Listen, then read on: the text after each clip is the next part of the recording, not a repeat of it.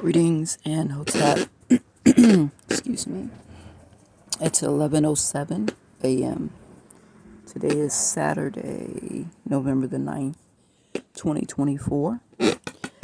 It's my birthday month and I usually celebrate and do something good, great every day.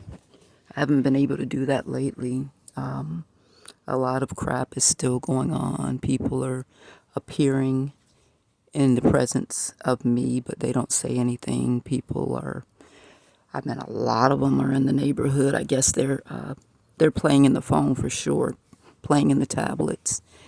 And I was on the brink of tears 3 times in this week. And it's because I try really hard to be fair when people are clearly unfair with me. If it were not for people trying to literally kill me, I probably would have let a lot of things go, with an apology. When I am trying to work to prepare for the winter, I don't like being cold, and this little generator is not going to carry us through the winter. I'm afraid of these propanes and kerosenes. I don't have enough knowledge, intelligence to really deal with those fuels and feel safe. So I would prefer, I think, to bundle up and not have to deal with kerosene or propane to try to create warmth, even with the wood burning stove. I've watched videos since last year. It has a chimney. You put the chimney outside and then you insulate around to make sure you don't have problems with carbon monoxide. I could buy a carbon monoxide fire alarm, but it still makes me feel uneasy. I really need an electric pole. The reason I press so hard to get back to 6010 North 32nd Street is because I don't want to be uncomfortable for 4 months in the wintertime. And when I say uncomfortable, if it's 60 degrees, I'm uncomfortable. I like walking around with shorts and tank tops and bare feet. And so the people around me that have been able to big up their material world, renovate houses, buy houses, apartments that look nice, while my children and I walked into a place where the ceiling was on the floor and we had to pick up the sheetrock and the insulation and get it properly dumped. Creating relationships with people who were building and renovating houses in the area that would allow us to dump that fiberglass and sheetrock in their dumpsters. I don't think you're supposed to just throw that stuff in the regular trash can. And I've prayed so hard, sent so many complaints and requests for investigation and help, only to still be sitting here with $0 in my pocket. I don't have a larger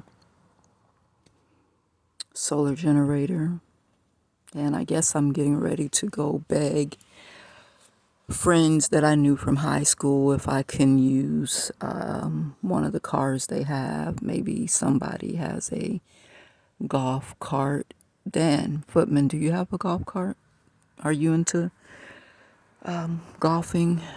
Because you were in the NFL, I figure you all gather a lot of trinkets and things when you first get signed, and then you don't really use it later, so you probably have a lot of excess material stuff laying around. But at any rate, even if I get a car that we can put gas in, crank it up, and sleep in the car and turn on the heater, if I have to be cold this winter, I am going to ask God to help me unleash my petty side, and I'm going to make things uncomfortable for others. When I can't save face in front of my children, it really does something to me. And I'm sitting here thinking about Abraham Vada Jones. Whether you know it or not, your family, your mom, slated to have you sacrificed. You were going to be killed. And I saw that, but I didn't know the inner workings of it. I didn't know too much about, witchcraft and all of that. That was years ago. And I came and I told you, I handed your mother an empty bottle of Jinx Breaker, because when I first got the knowledge, I used to go to the botanical and buy reverse, you know, bath, spiritual bath, and curse breaker, spiritual bath, and road opener, spiritual bath. And until God leveled me up and he said, you're a big girl now. You don't need the training wheels on the bike anymore. You can just ride. And so God leveled me up and he told me I don't have to do those things anymore.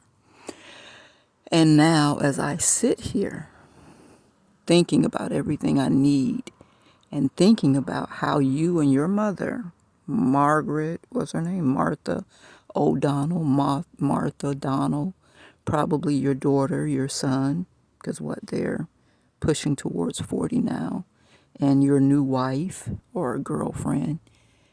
Is she the one that I met in Brandon Mall last year? She looks like Gucci Mane's wife with the really large breast and the really large button hips. Kind of like, a black Barbie doll. And you all don't even have the decency to make sure that when you hear me whining and crying on this YouTube, that you send a stranger, somebody, not threatening, because, at this point, you have to be careful how you walk up to me, and she will have to be careful how she walks up to me. But I'm sure you don't give any thought to, let me put $2,000-$3,000 in this envelope and ask this lady, give her $20 that I see her talking to when she's downtown picking up free sandwiches from the Muslim youngsters that, come and feed on Friday. Or let me, go when she goes to the church and, toss it at her feet and say, I don't mean any harm. Pick it up and see if that's enough for what you want to do and walk away. You all have no compassion towards me. And I guess you all wanted the angry monster animal side of me. And I'm here to tell you that you're about to get it. I wanted to blame the FBI, the CIA, the Judge Figueroa, Judge Cheryl Thomas. But before any of those people got involved, I was dealing with you, Abraham. I was dealing with you, Anthony. I was dealing with you, Alva. I was dealing with you, Ava. I was dealing with you, Donnie. I was dealing with you, Thomas. I was dealing with you, JJ. I was dealing with you. And you all just really don't care about me. And that's clear. And you don't care about my children. How in the world can you take even the children's child support checks every month, their disability checks, see them suffering, or you should assume they're suffering? You won't even let them work.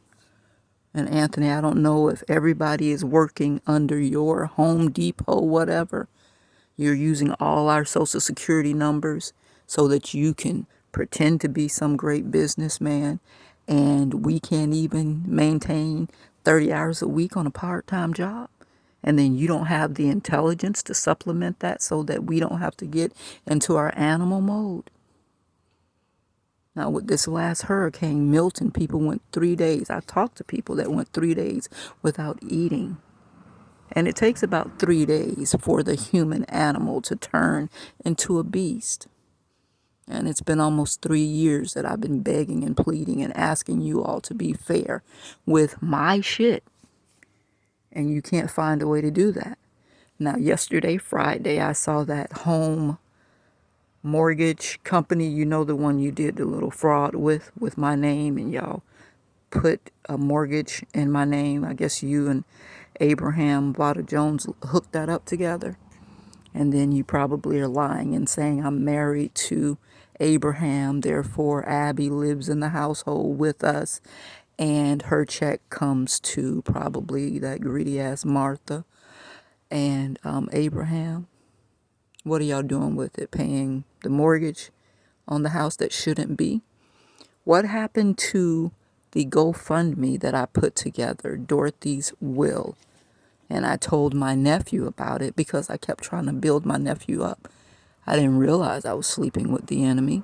I didn't realize my enemy was my nephew, who was feeding information to Ava and his mama Alva. And I just say to myself, it's your fault that you weren't paying attention.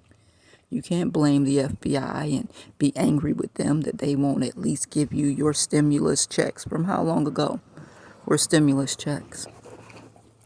And John Waldron, I want to say shame on you, but you've been pitiful. Even though you're brilliant, you're pitiful. See, the lack of hugs, the lack of love, the lack of compliments allows people to become very barbaric and pitiful. And I tried really hard to pour into you, Mr. John. That's why I kept coming to your house every day. It was a sacrifice to come to your house every day. But I poured into you because you were pouring into me with information. And I figured if I maintain this relationship and I heal you, my children would fare better because of it. I didn't know underneath there was a budding con artist, fraud worker, and a thief. Now, some of y'all got to tell the truth, clear my name, and release my resources. And I realized that men can be so effed up that they can't reach that. My brother Anthony, I see the little boy in him, but the little boy in him just can't be quenched. I did not take the apartment that I was getting ready to move into when Tia and John moved out of Tampa Park. I helped Tia get her Section 8 transferred. She was telling me something about, they said I can't, get Section 8 and da-da-da-da-da, and I broke it down for her. And I helped her to understand, see, when you are a knower and not a believer, you get access to information that at a foundational level can change everything. So she was blessed to be able to move into that house on 21st Avenue and basically 22nd Street, right by the Florida Sentinel. As a result of them leaving that apartment, I was able to be blessed with getting another apartment with my own lease under my own name in Tampa Park. Now, Anthony, you learned about that and you called me and told me you had some big roofing job you had to do, and I had to come to Opelika and help take care of the kids pronto. And I heard a little voice that said, tell him the kids can come here. And when I talked to you, you were like, oh, they can't miss school, they can't miss school, they can't miss school. Shit, both of them ended up not getting their GED until they were damn near 20. They could have missed that little bit of school. But I didn't have the defense to stand up for myself and say, listen, I'll come pick them up and bring them back here. I'm going to get my apartment. I'm going to move in so that I can have my independence. But what I did not know behind the scenes is that you all were creating all these narratives that, oh, she a freeloader. She can't take care of herself. She just bounce around and live freeload off of people. I'm thinking I'm going over here to live with Mary Denmark, my auntie, to help heal her from, she had cirrhosis of the liver, cancer in her liver. I'm going over here to take care of Ava's baby while she's working and, make it so she can go out and have fun and not have to worry because I'm here and she knows that I'm dependable. And you all were just using me, probably with anger and resentment in your heart. You knew Aileen wanted to take care of her own children. Aileen wanted to tutor the children in the neighborhood. Aileen wanted to grow her own food. Aileen wanted to learn how to become a cobbler and make shoes. Aileen was already growing her own food. Aileen wanted to create her own clothes. Aileen is already working on establishing a curriculum for children who come from severely traumatized environments. Now, where in there do you hear get a good job and make a lot of money and buy houses and cars? But because the love that I sent out to heal people doesn't carry a dollar value, you all don't honor it. You don't care about it. And as I sit here longing to go to the gym because I can't live life as a happy person with a flabby belly, with jiggly arms and jiggly legs. I'm not going to do it. If I'm 80, my shit is going to be tight. This is going to be the last time. What I'm sitting in right now, as I call my body, this is going to be the last time I jiggle. If you all like those silicone booties and, people buying body parts, and you go for that. I like my shit to be firm. And I'm going back to the gym. But right now, I'm looking at my little birthday tiara thinking, okay, get up, go to the gym, ask people to pay $30 a month for you until it's paid up for the year. So we don't have to deal with that. And pay the arrears and whatever fees they done put on top of that. And I know a couple of you all are waiting for me to come back and ask you for help. Donnie, Dwayne Flowers. I understand now that that's how your self-esteem is built, by people coming and begging and squabbling for the little $30, $40 every, 2-3 weeks. I don't have it within me to do.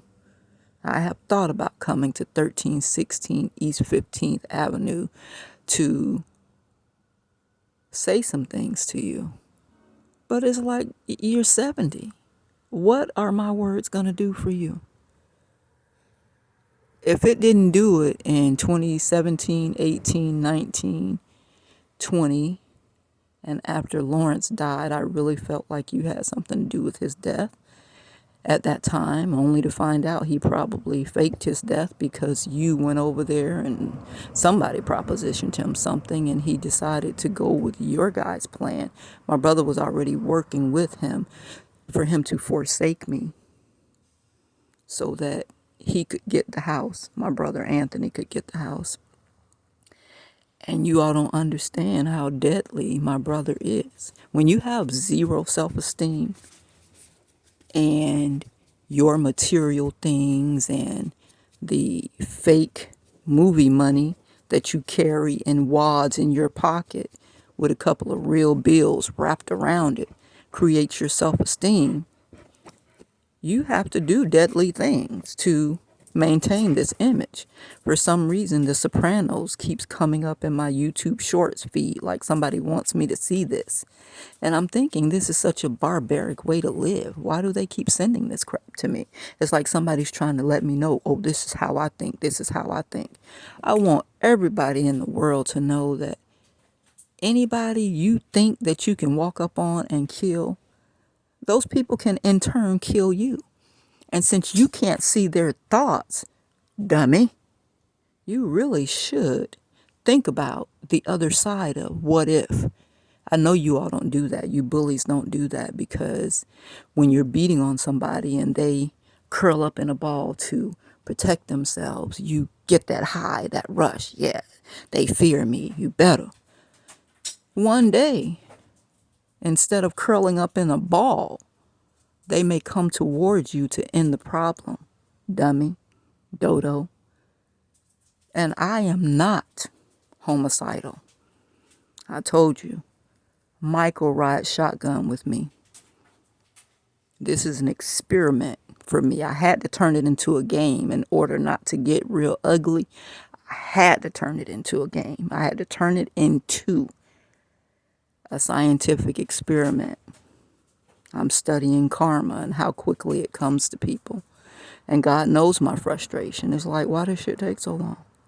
Why do they get to abuse my children threaten my children. You bet not talk to her. You bet not go over there, and you bet not this. Well, I want you to know I've sent out several letters, Anthony Atkins, regarding my children. If there are any checks in my children's name, you had better go tell the Social Security, the, what do you call those people? DCF, wherever the money is coming from, that you want to turn over this account to the children and allow them to be their own fiduciary. Okay? If you don't, I'm coming with everything that I have, plus more. And you know how Arthur Atkins was. And he has given me his strength. Grandma Irene P. Parks Scarborough has given me her strength. Her daddy has given me her strength, his strength. Her mama Ola has given me her strength. Grandma Melva is riding with me. Granddaddy Lindsay Adkins and his 17 brothers and sisters. Daisy, Dad, Ludi, Uncle JD, all of those ancestors support me. So I will be coming for you personally. Because if you can't let those children have their own money, have their own peace of mind, and make their way in the world instead of being afraid that you are coming after them because you raised them. Like you done stole somebody's children and kidnapped them, and then you want them to be thankful that you fucked up their life by separating them from a loving parent and a good childhood that they were going to have. That's crazy. But even though all of my life you were like, oh, you ugly, you soot, you black, you stupid, you dumb, I still looked up to you. And that was because Mom was being treated the same way by Arthur Atkins. But she still said, take care of your daddy, love your daddy, take care of your daddy, love your daddy. She trained me to take care of people who abuse me. And here I am getting ready to turn 54 years old. And I'm just standing up for myself to people like you.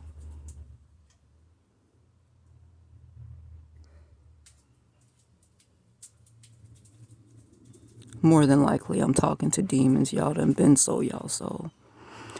I don't think demons have compassion. I don't think demons fear death or retribution. But I've already talked to God and I've told him I'm not going into my 54 year the same way. I'm not just going to sit by peacefully praying. And that goes for the judges, the attorneys, all of you that violate your oaths. Maybe there's some prayers I can do to have your demons come pick you up. And that's what I want to find out from God. I'm not a physical person. I don't really like fighting. I think it's a very barbaric, ignorant thing to do, but sometimes you got to get barbaric and ignorant. My heart doesn't feel any lighter. Sensei, was that you that got on the bus with me? I keep seeing people from my past. So I was a mark for you when you met me when I was, 26 years old, attending college at the University of South Florida. I met you, was that your first hood? I don't know. Alma and Asia. You introduced them to me as your sisters when they were your wives. Was I a mark then? Did you ever have any positive, good intentions towards me? Now, the person that I saw on the bus, you walked past me, you had on gray, you went to the back of the bus, and I was singing and enjoying my music, trying to make it through, being around the thick negative energy that is on the bus with the types of people that are on the bus on the weekend, for sure. Because people who are working, generally speaking, they're not on the bus on the weekends. What was this? I can't remember what day it was, but I think it was the weekend. And you came from all the way to the back of the bus to stand in the front of the bus to make sure I could see you. You wanted me to reach out to you. Now, I can tell you're still hurting because listen to this. I met you at 26 years old when I came to Lakeland to be interviewed by your hood, and I spent the night with Alma, Asia, you, or did you and West leave? But the children were there. Asia's 10, Alma's 1. Was Saida's 2 children there? I don't think they were. And I was going to be the educator for the hood if I joined it. Now, I had a private conversation with Alma. I walked with you and you told me what was going on. And your anger scared me, even though it was probably righteous. You had a right to be upset, I guess. But 10 children, that's a lot to have to deal with without, some major amount of money coming in. And so it seemed unfair to me that you would think that Asia could do more. Like, you have to sow into every one of those children. You have to spend time with them individually and then spend time with them in the large group and then spend time with them in smaller groups in order to make sure that those children have enough energy not to end up being a wounded, hurting soul that goes out into the world and continues to wound. Now, I know you know what I'm going through, but I really believed in you. In some kind of way, it's still fucking with me that you haven't come to assist me and the child that you put in my womb. And I'm taking this shit personal. But I realize what the problem is. Now you fooled me. So you, Alma, and Asia, y'all got me. But for most of the other, for Abraham, I was trying to help build him up. And I had no business fraternizing with my patients. And I didn't realize he was a patient. I just really thought I was a big time guru. I haven't had sex for 3 years and I have been working to make sure that I, contribute to the world in a positive way. I thought I was this spiritual giant. And he fooled me too, because I realize now he was probably into that voodoo shit with his mama. But when he talked to me, he pretended like it was just his mother. So that might have been their little game plan. And he might have been okay with being sacrificed for the good of the family. And here I am coming along interrupting the plan. He probably ain't sitting around thinking, wow, what would my life have been like if they hadn't sacrificed me and took my destiny and took the good things that God had slated for me away from me so that, my mom could drive her big beige truck to church and wear pretty hats and, get the pavement at the house done or get the house painted again. If God has it for you, it's for you. And if he sought to provide for your life, he sought to provide for her life. Now, if she did some fucked up shit and she got to reap some negative karma, why would you want to take on her negative karma? Now, I'm asking you this, but I know how it goes. I moved to New York in 2000. I went to New York University to enroll into the master's program to get my film producer's degree so that I could become, I'm going to say, the first black Spike Lee. And I allowed my mom, every time I called her, to tell her that I was doing okay while I was in New York, to cry and beg me to come back to Tampa, Florida. And before we got off the phone, Anthony would get on the phone and say, "You so stupid. You don't know nobody up there. You need to bring your dumb behind back to Tampa." I got off the phone and cried and cried and cried. I'm like, I'm having such a wonderful time. I've got 2 jobs. I'm going to be making $70,000 a year. I made it. And I came back to Tampa, Florida to become a nobody so that they could use my energy to stabilize their own life. And that was wrong of Dorothy Atkins. That was wrong of Anthony Atkins.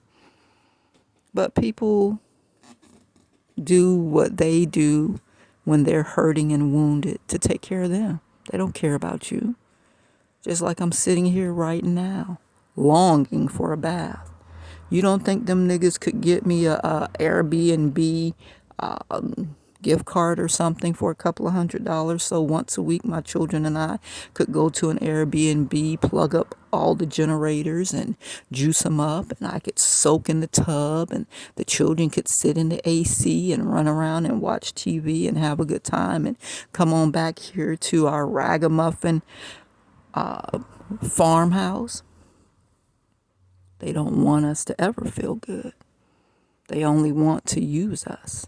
And it turns out my whole family's like that. They've been sacrificing sisters, brothers. And I guess they want to continue. But Anthony, Cousin Toy, Ava, Alva, you're not going to do the same thing to my children. And I see it already happening. I look at the little YouTube, Instagram things. Moon's teeth all fucked up when God gave him straight teeth. But Anthony, you in what was that, 2020, 2019, you got mad. You asked for Angola's tablet. He wouldn't give it to you. You yanked it and smacked him in the mouth so hard that blood went spewing everywhere. And now his teeth all fucked up. He can't hardly get in there to brush them right. And then Alva, you, with your moving, you hit him in the mouth, so-called by mistake, with the U-Haul door. And you were going to pay to get the chipped tooth, and you ain't paid for shit. Well, you paid for it once. It came out again, and then you didn't have it repaired. So y'all need to, carry your ass to church like y'all do on Sunday. And you need to try to talk to the real God. Because when November 24th hits and my 54th birthday comes, matter of fact, I'm claiming myself to be 54 right now, and this is your warning. If y'all Negroes don't go to the court and go tell them people the truth about me, that girl don't smoke, she don't drink, she don't prostitute, she never have. We've been sending her bum-ass men to fuck up her life so that she could stay close to us, so that we can siphon her good nature and her good energy from her. All her children are good, and we siphon from them too. You got to find yourself a new source. You release my Aset, you release my Angola, you release all my children. Leave their energy alone, leave their money alone. Give them what's theirs now. This is the last warning.